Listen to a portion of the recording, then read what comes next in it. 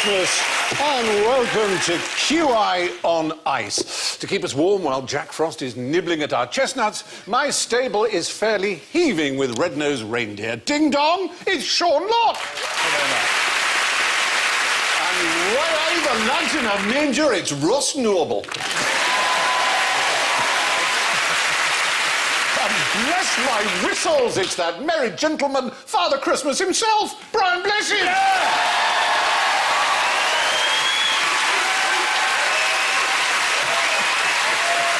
And as the old carol says, hither page and stand by me, yonder peasant, who is he? It's Alan Davis!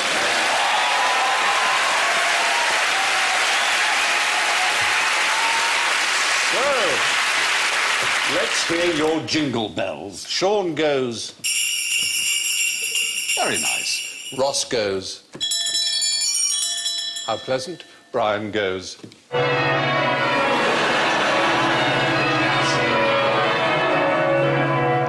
Alan goes... Thank you for putting us in party mood. So, don't forget that this year we are celebrating our ignorance with the Nobody Knows bonus. Nobody knows. Yes. Identify the one question tonight to which nobody knows the answer, and you can get points galore. Can you do me a favour? Can you just put that there? It really is the Riddler. It does look like the Riddler. Very good. Now, Christmas, of course, is a time for relaxing and feasting. So answer me this. Where do they take the most days off work and have the most expensive Big Macs in the world?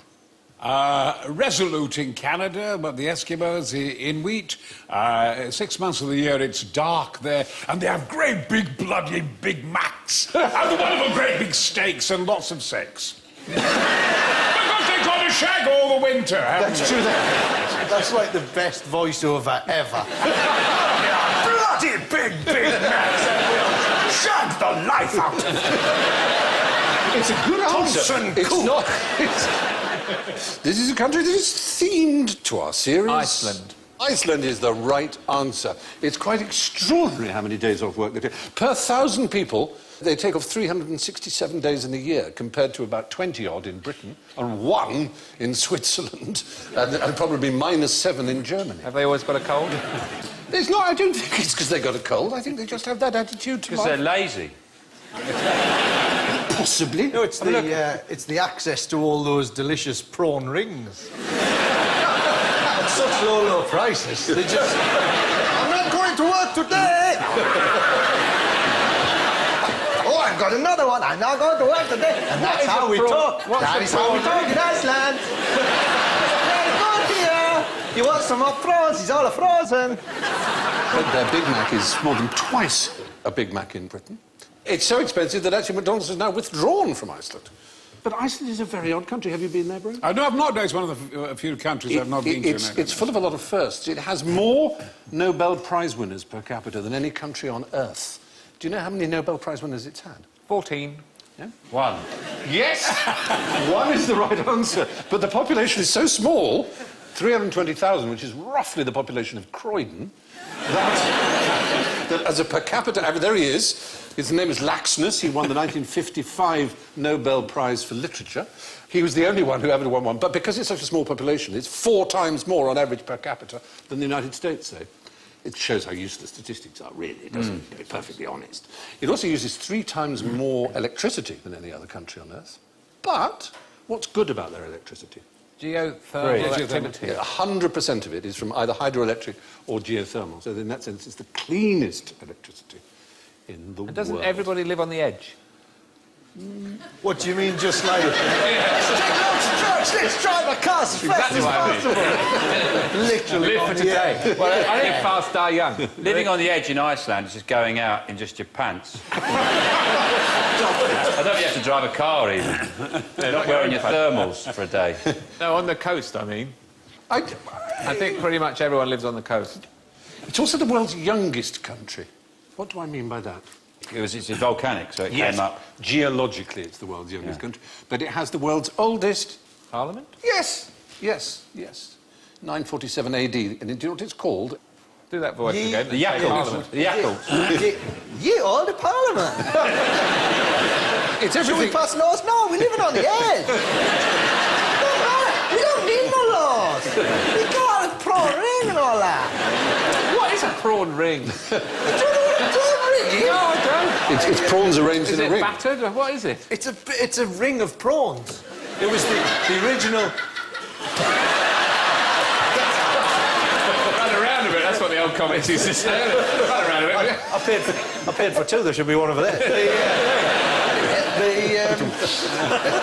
So it's party food. It's a... Yes. I had you down as an Iceland man. I know. The, No, sadly not. It comes in like a little plastic circular sort of... So it's individual yes, it's prawns in a layer. Yes. Imagine a show called One Man and His Prawn, right? And you whistled, and they all perfectly got themselves into a circular pen, and then were photographed. That's what you look So they're all aligned. Yes. But it's like when they get attacked, that's what they do. They go into a circle to defend themselves. You want to get yourself a tiny sheepdog and a tank. We just Oh, feel my- it. No, you need a prawn dog.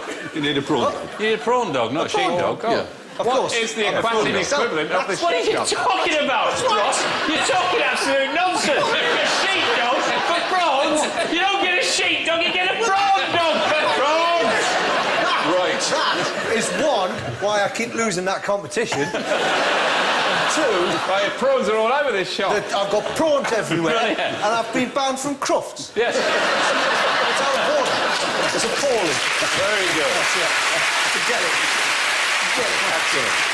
Right.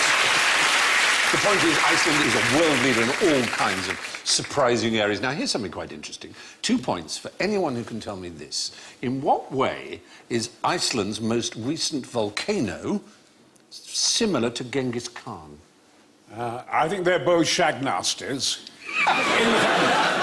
Genghis Khan apparently has shagged everything that moves, and that he is the father and mother of all populations in Europe and Asia, so he shagged everything that moves. And the volcano, of course, has spurted out, had an orgasm of ammonia, and has fertilised Europe. That's an answer. I have to be brutally honest and say that's not what's on my card. Oh, shit! If there was no such thing as science, you'd be right.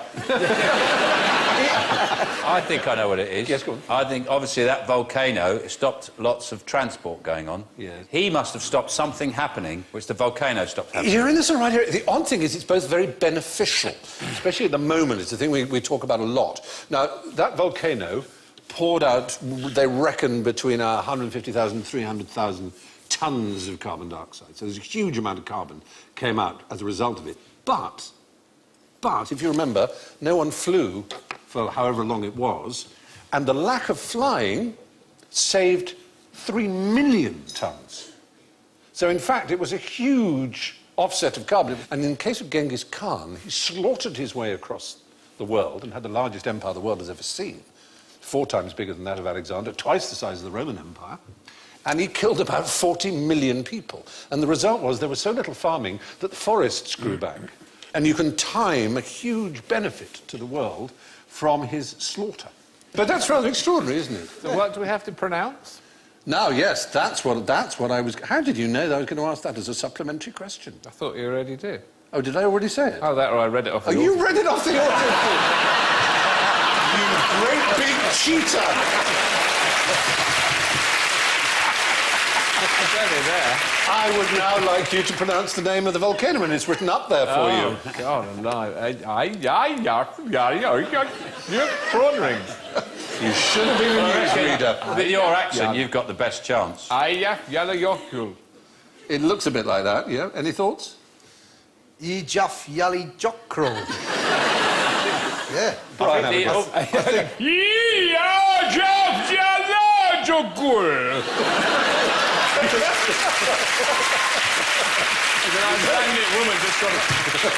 You may have set it off again by doing that. Yeah. I think the umlaut changes it, doesn't it? Those 2 little dots. The 2 dots. Yeah. And I think, actually, the way you're supposed to pronounce it is... Hutch. If only. it changes it. Apparently, it's Eyjafjallajökull. Leiokodl. And is that translated big smoky bastard? Yes. You will go by ferry. Basically the answer. Now, what shouldn't you do with the Icelandic phone book? Is it try and use it alphabetically? Because they're all called Magnuson. It's Just use it. Never use it. It's along those lines. How do Icelandic people name themselves? Son and daughter. That's right. Your daughter would be called Alandotir if you were Icelandic. Not a bad idea. Yes, that's a nice thing. And when they But marry, that would be her when surname. they marry, the women don't take the man's name; they keep their father's name. Exactly right. Exactly right. The only thing I know about Iceland, and the fact that everyone's on the edge. I'd be Roy's son. Oh, yeah. Roy's son. What's your father's surname? Well, you see, we've worked it out. We've found it. Your father was Malcolm. Yes. So you'd be Ross Malcolmson. But the point is that, therefore, there are an enormous number of surnames that are just identical. So what you shouldn't do is look people up by their surname, as you would in most books. You'd look them up by their first name. And often their profession as well. There's so few people there, you could probably just poke your head out the window and go, what's your phone number? But the football matches, when somebody goes, "Come on, son," that all the players go, Now, here's one of the oddest things about Iceland is, well, I'll show you. Have a look at this. These are Icelandic. What do you reckon they are? Legs. Yes. If I were to tell you that those are empty, does that help? Hollow leg. Yeah. "Oh, they're Icelandic cock pants." Is it because, like, when you go out on the beach, everything shrinks? So you basically just put them on, and then it gives you a little bit of profile. Bit Are extra. they a pair of trousers, a pair of ski pants? They Human are. skin. They are a pair of trousers made of human skin. Nice. Yeah. They are on display at the Icelandic Museum of Witchcraft, which is an extraordinary place because Icelandic witchcraft is pretty odd. And what happens is you ask a friend, right, that when he dies, can you have his skin? Can I have your legs? And if he gives you permission, you then flay the skin below the waist, all of it completely in one piece, right? And you wear them as sort of tights, right? It gets weirder. You then have to steal from a widow a coin. And you put the coin inside the scrotal area, the sac there, which you see the whole thing is more or less complete. If it's a blow. With a written incantation. And then... You open a bank.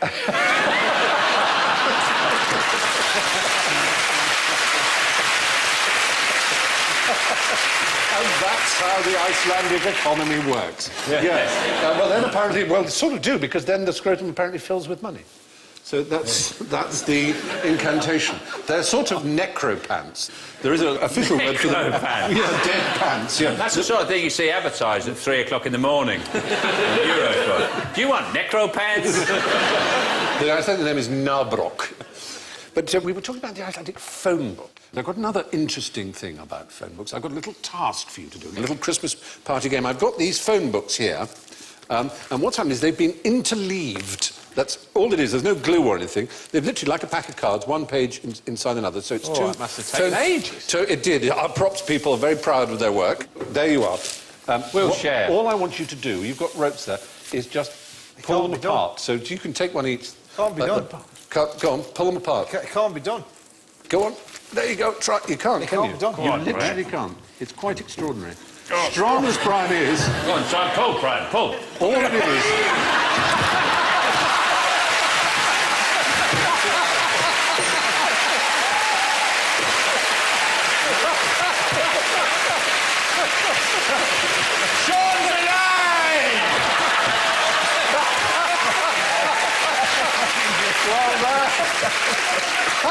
How come your water wasn't spilt? That's magical.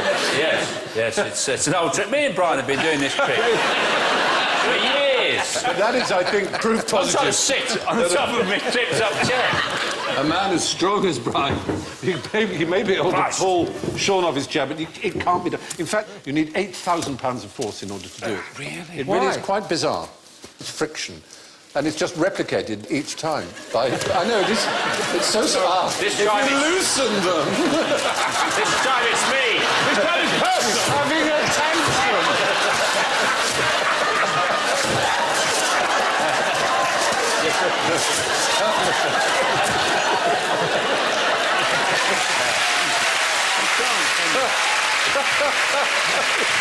Still can't do it.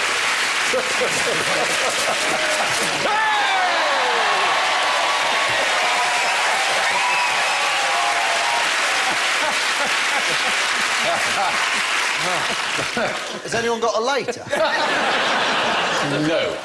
And you stop reading the escort pages as well. Very good eyesight from there. I know my Alan. Well, there you are. The fact is, yes, surprising as it... Nurse, she's out of bed again. So from Iceland to Alaska, the Eskimo Indian Olympics have been held every year since 1961. Phone books not involved, but these are more toys for you to play with. Voila, voila. And I'm afraid you're going to have to prepare to get a little bit sticky. These lubed rods here, which are very icky. Trying to get me to do this for years. I'm sorry, Stephen, but this contravenes my super injunction.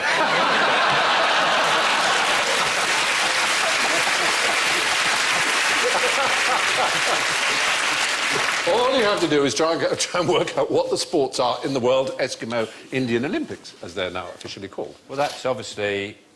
You can play it with Brian. It's actually... It's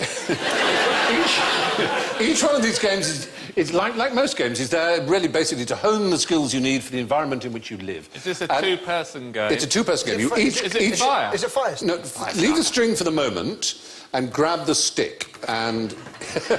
It's all right. It's very helpful. I think it is. No, you have to do it with your hands. No. That's it.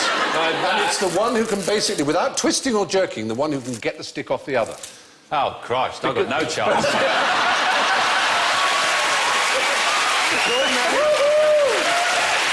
Sean won. There you can see them doing it. Go on, have a go. There you go. Right, this time you're going on the floor. There you go. Now, you're holding my hand there, Brian. Oh, sorry. That's it. I've only got a No little twisting or jerking. I think you're on one side. You're on one side. My hands are too big. There we go. Can you go... Oh, look, eagle. No twisting or jerking.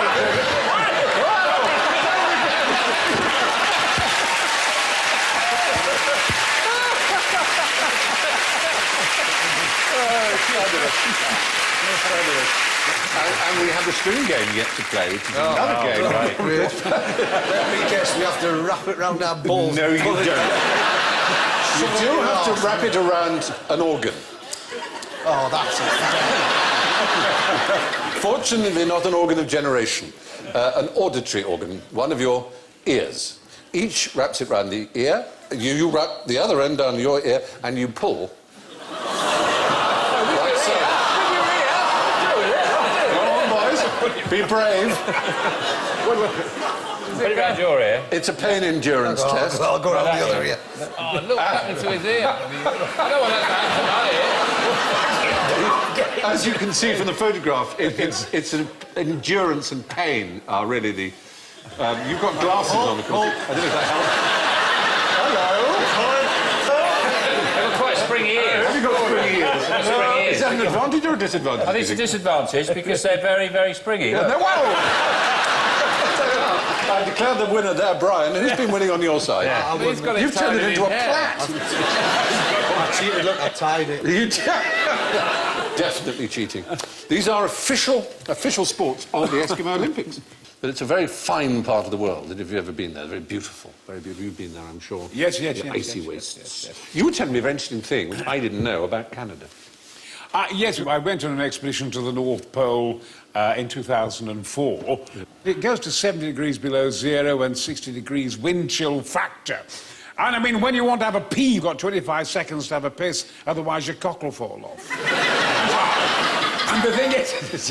That's motivation. But the astonishing thing is that as we approached the magnetic North Pole, suddenly you could feel the magnetism. And my hair stood on end, and my... yes, everything was titillated. And at that moment, I felt this great earthquake, and up came a great Russian Typhoon submarine, and it came through the ice. and the men get off and so forth, and they call me Father Christmas for You frost. must give them the fright of their life. I know, yes. I've got ice down here, and I sang Your heat, oh, your heat, oh. And they went back into this.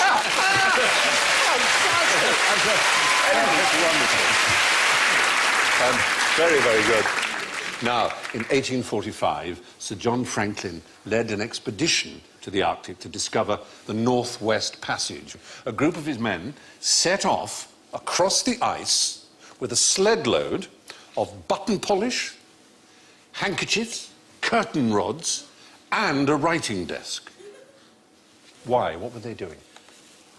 Nobody knows. Yes! You are right! Well done. My assumption is that sadly none of them made it back. No, they didn't. It was one of the most disastrous expeditions in all navigatory history. Or they were off on a sled boot seal. It was 128 men, all perished in this expedition. And 35 different rescue parties were sent out over decades to try and find them and find out what happened. It wasn't until the 1980s until it was discovered precisely what had happened to them, because their bodies were well preserved in ice. And do you know what it was that they discovered? Was it Lawrence Llewellyn Bowen going, those curtains are terrible? It was discovered that their bodies were filled with toxic levels of lead. And they'd gone on the expedition with some very early examples of canned food, and the solder they used in the canned food was lead solder. And lead poisoning, amongst other things, can make people have mass delusions. And so these poor people loaded a sled with button polish and handkerchiefs and a writing desk and went off into the waste. I know it sounds funny, I know. but it is awful, isn't it? I can imagine they went to open a really disappointing shop. What have you got? Yes. The point is, we know from the archaeology of it that that's what they did, but as Alan rightly said, nobody knows why they did it, except that it was some sort of delusion that they must have had. But at the other end of the world, what did Captain Scott take to the Antarctic to keep his lads entertained? A first edition of Razzle. Yeah, because he was going to take strippers, but out there, so many clothes. Yes. He just sat there going, oh, come on. It was for musical entertainment. A gramophone. There was a gramophone on the second one, but more extraordinarily... Triangle. No, much more extraordinarily. A piano. Not just a piano. Hammond organ. A player piano, a pianola. Oh. A pianola, you know, the kind that plays itself like so, with a piano roll. God, I bet they were delighted. I mean, they took We used it... to have one of those, and you do it with your feet. That's right, you Play power it with music. your pedals and the punched paper goes through and it plays itself like that. I suppose they figured that out there it's so cold, you wouldn't want to be playing the piano, would you, with your Well, oddly fingers enough, out? on one of his And if you did have your gloves on, it'd be a right racket. On one of his first expeditions, he took a real piano only to discover that nobody on board could play. So when he went on the second one, this company were very pleased to furnish him with the pianola, being an exciting piece of modern technology, and 20 rolls. And on the final expedition, the one in which they all perished, another company got in and gave him another pianola with 250 rolls, each one being a different piece of music, of course. And he actually took it off the ship. It took real effort to get it on land to the first base camp, just so they could have music. Oh, they didn't drag it to the pole with them. They didn't take it all the way to the pole. That would be odd. That would have been a bit silly. Leave it there. Yes. You get there as loads of others. Amundsen's taken the whole band. It was very interesting to put a kind of sad note to the story, was that, of course, Scott got there and he went on the known route, which was tough, going up the glaciers and so forth. But Amundsen, of course, went a different route and found it was easy. And he was lucky, so he got there days before Scott did. And when Scott there, of course, he discovered the Norwegian flag. And when Scott got there, he saw the Norwegian flag. And then Scott, coming back, was depressed and so forth, and they all died gradually, one by one, etc. But Amundsen got back to Norway, and he was in the bath. And his wife came into the bathroom and said, Scott has died on the way back from the South Pole. And Amundsen said, he's beaten me. Oh, really? Yes, because he meant by dying, it was Scott of the Antarctic and not Amundsen of the Antarctic. He just became a hero. Well, he became a hero. What he should have That's very said good was, can I have his piano? Well, Well, the one on the left of the photograph is the famous Oates, who, if you remember, was the one who sacrificed his life, who left the tent, said, maybe some time. Yeah, and there's Scott in the middle. Do you remember the rather moving, the last words he wrote in his diary, which when they discovered... We took risks, we knew we were taking them, and things have come out against us. Therefore, we have no reason to complain. He ended with the words, for God's sake, look after our people. Yes, Rather touching. And while we're in the Antarctic, what happens when a penguin steps on a landmine? I dare say nothing at all. It flies. It's going to fly. It either goes off or it doesn't. I'm going it doesn't. Well, if it... Surely the landmines would be frozen, wouldn't they? So it would just cruise over. I know if a human stood on them, they would be blown up. Alan is absolutely right. Nothing happens. They tap dance, don't they? They're too light. They're too light. They're too light. Now, that may seem rather irrelevant, except for the fact that there is a particular place on Earth where thousands of landmines were laid, which is... Falklands. The Falkland Islands by the Argentinian army when they occupied, and so no humans can go there. And most importantly, no whalers. There was a big whaling industry. And rather sadly, because there are not many trees on the Falklands, what the whalers did is they captured the whale, and what they wanted to do was to burn to boil it up so they'd get the whale oil, which is where all the money was. And there are no trees to burn, so they used to burn penguins. They used to kill the penguins. Penguins have a lot of oil under themselves as well. So they'd use the penguin oil to make the fire to burn the whales. And the population went down from 10 million to a very, very small number. But since the landmines... Chuck another penguin on the fire. That's a brilliant thing. What are you doing? I'm just burning some penguins so I can boil up this whale. I know. It is absurd. That's a job. Yeah. But the beauty of it is, it's one of the sort of laws of unintended consequences. Because of these landmines, the whalers can't go anywhere near it. Anymore. The penguins are now multiplying and doing really well. The penguins have now... They're really happy. Really. The penguins are now laying more mines. Yes, exactly. Now, where's the best place to look for the abominable snowman? I think this is an area of your expertise. You're looking on your at left. I'll start it all off for the lads. Yes. Of course, you're looking at one. Yeah. The thing is called Sasquatch Bigfoot in Canada, and in Russia it's called the Almas giant, or the Yeti, Sukpa, or Metama. Then in China they have their own hairy men, and it's Sukpa, Metama out there as well, Yeti. And then in Sumatra it's called Orang Pendek, or upright man, not meaning an orangutan. There is no doubt at all that Yetis obviously do exist. There are great parts of the world that we don't know about. I mean, when I was in Mongolia, the Mongols are telling me that frequently in the late autumn that you get migrations of dozens and dozens and dozens of Almas giants. Yeah. And they see them in the distance. So I want to go out there one day and go to northern Mongolia and just go, oh! And then I think that might scare them off. Oh, brilliant. Well, that's fantastic. Thank you very, very much. Brilliant. So there are some who are disbelievers, unlike you, but you are a believer. Yes, I completely believe, because all the different people I meet and different trackers I meet, I think... you have to remember that the large mountain gorilla was only discovered about 90 years ago. Yes. There's a giant mountain gorilla, in Rwanda. And so there are so many... We're discovering them all the time. There's so much to discover. So I don't think we've scratched the surface yet. And there are indeed centres for the study of them, one in Siberia and one in the Bhutanese area. Bhutan has a Yeti park. Yes, that's right. It's a hell of a thought. Well, that is a brilliant answer and completely correct, of course. Where did Queen Victoria get her ice from? She liked ice. She liked ice in her drink. But would it come down the Thames? Would it come down the Thames? It was imported, I'll tell you that. From icebergs? Not from icebergs, no. For a time, it was the most famous lake in the world because it provided ice for the royal families and the rich of all of Europe, and its name was synonymous with ice before electrical and mechanical refrigeration allowed us to make ice ourselves. And it was called Lake Wenham, and it still exists, Lake Wenham. It's now a reservoir outside Boston, Massachusetts. There was a man called Tudor who had the brilliant idea of chopping it all up. There it is, all being chopped up and sent to Britain. And there was a shop in the Strand that had a huge block of ice in it. And they had a newspaper behind the ice to show its clarity, and crowds would gather around. You could read the newspaper through the clear ice. And it was the wonder of the age. And obviously you had to be very rich to afford it because it had come a long way. But it would last a long time. And it was Lake Wenham ice. Wow. It's got a bit of American enterprise. I bet he was pissed off the day they invented the refrigerator. I'm sure he was. Yeah, they tried to suggest that frozen lake ice was actually better for you, was clearer and more pure. Now, why did the Spanish Duke of Alba order 7,000 pairs of ice skates? Because he was a millipede.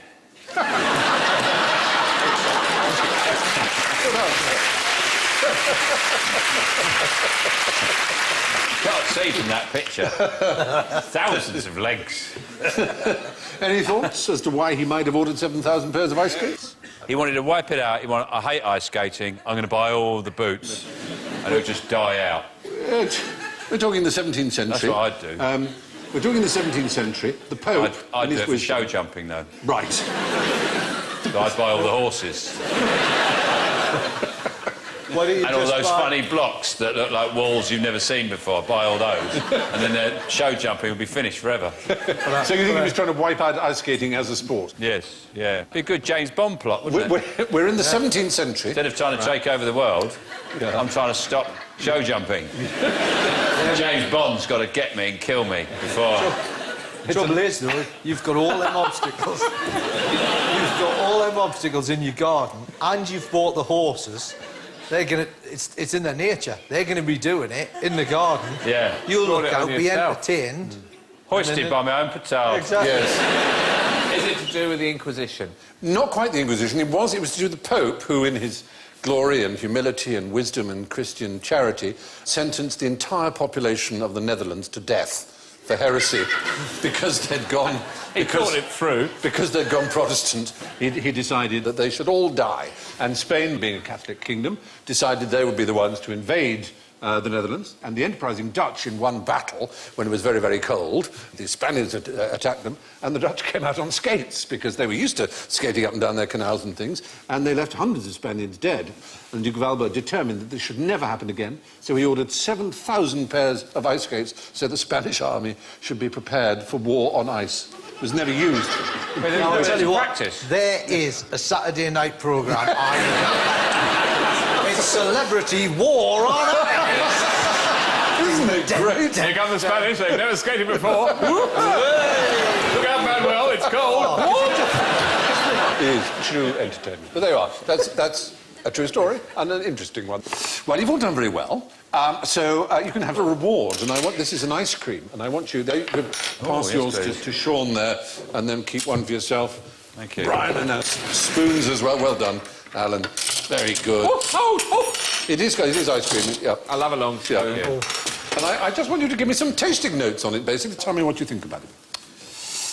Is it going to be breast milk? No, it's not. There was, wasn't there? There was a breast milk. Okay. It's Turkish, in fact. It's Lovely. Turkish ice It's very cream. lovely. Well, the odd thing is, I have to tell you... Is it a body part? Is it going to be some... It is fox testicle ice cream.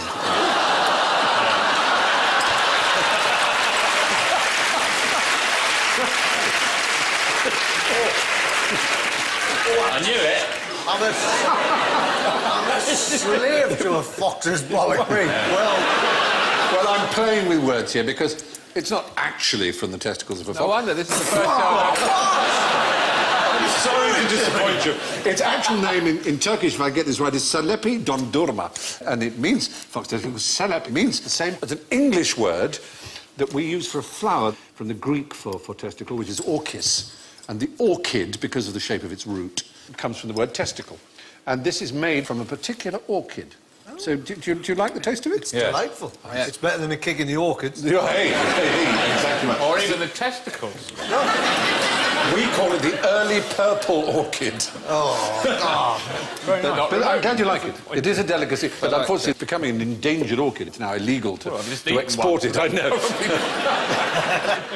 And now, an icy chill strikes the cockles as we brave the frozen wastes of general ignorance. So frostbitten fingers on your buzzers as we ask, quickly, what are igloos usually made from? Yes. Blue ice? No. No. You get a forfeit. They're not made from ice at all. Made from glue. Nice thought. Is it an apple glue? Is that what... No. Are they actually eye glue? Eye glue. Very good. That's what I meant, glue. Glue. Yeah, very good. No. They're usually made from caribou hide. That is the usual igloo. Very, very rare for them to be made out of the blocks of snow of cartoonists' fame. And there's your typical igloo. And there's your sort of cliché igloo, which is very rare. Now, what do you say to a husky to make it go?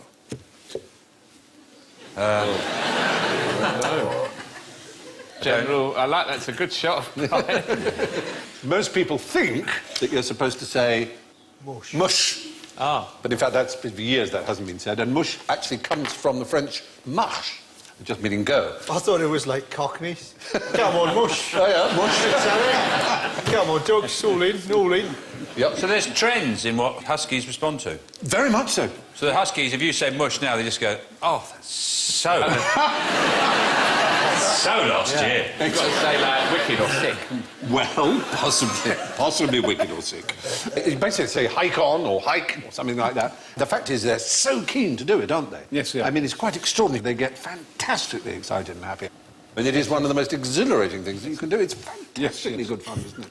It's interesting that when I did go to Mongolia, in actual fact, the Mongols have mainly huskies and wolves. They don't have dogs. And I had a firewoman mending all the fires. She had a great, big, bloody wolf. And he was in my tent. He slept with me, this wonderful wolf. It adored me. I gave it Mars bars and things like that. And she said, he will climb with you. Go climb. And I climbed 14,000 foot up this ridge, and I climbed it with a wolf. And then we came back down, got back into my tent. I mean, you have to understand, you know, ladies and gentlemen, I mean, even at my age, in my 70s, I'm a randy bastard. And I was missing my wife horribly. I took this great big bloody wolf, looked at his face, you know, and I just went, gimme, gimme, gimme, gimme, what I cry for. You know, you got the kind of kisses that I die for. You know, you made me love you. Hum, bum, bum, bum, bum, bum.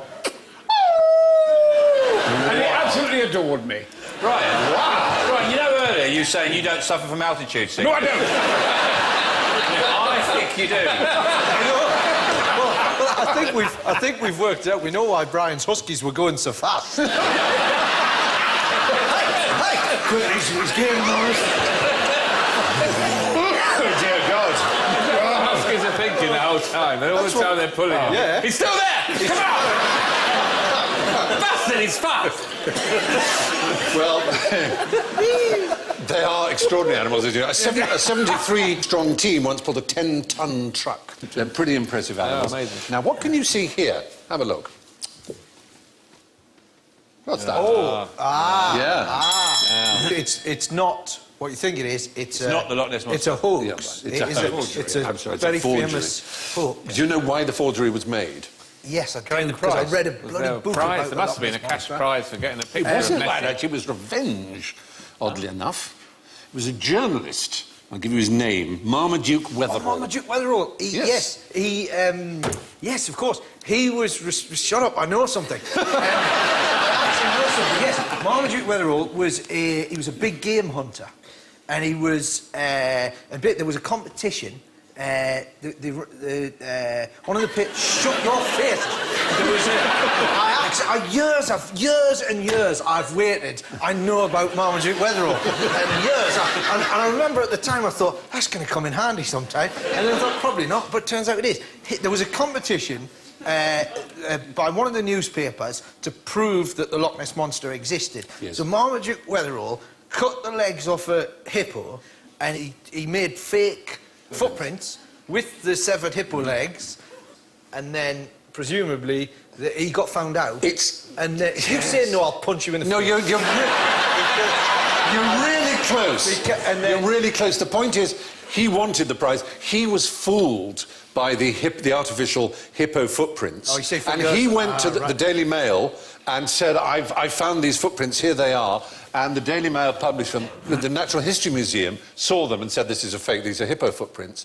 And he was fired by the Daily Mail. And he was so angry that he then put together this hoax with someone else whose name was Christian Sperling. And many people believed that to be Nessie. And finally, to round off this merry edition of QI, let's see if we can perform between us a Christmassy song. You've each got some bells. Now, this could be a disaster. Put on your hats. There's darling. Yeah. I don't mean to alarm you, but mine has a fuse. Now, have you got one of these cards here? It's really tight. You should have that. You see your bells? Now, your bells are numbered, and you should have a card, and we're going to see if we get... That's it. Yep, tuning up. Tuning up. Have you got your numbers clear? For God's sake, don't do All that. right. Stephen's butler will turn up. Bless us all. I've got a baton. You rang, Phil. We're going to try and play a Christmassy tune. OK. And are you ready? And have you got your numbers? And can you see the numbers on your cards? Yes. And 1, 2, 3. 1, 4, 4, 5, 4, 3, 2, 2, 2, 5, 5, 6, 5, 4, 3, 1, 1, 6, 6, 7, 6, 5, 4, 2, 1, 1, 2, 5, 3, 4. Well done. Brilliant. Staggering. Staggering. Such musicianship. Most impressive. And with that, we must look at the horrible cacophony of the scores, and it makes absolutely fascinating Christmas reading. I'm sorry to say that in last place with -8, it's Sean Locke. In third place, with a very creditable -3, it's Ross Noble. And our first-timer in second place, with -2, Brian Blessed. But do my eyes deceive me, with +9, a runaway winner, Alan Davis! Oh, there you are. So, all that's left for me is to thank Brian, Sean, Ross, and of course Alan, and to leave you with this comforting thought from R.G. Daniels. The most delightful advantage of being bald is that one can hear snowflakes.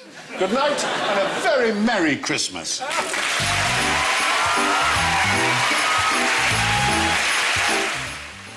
And Stephen's back with a trip to Fry's Planet Word at midnight tonight. And that's right after our Friday night movie, Trans-Siberian, coming up next.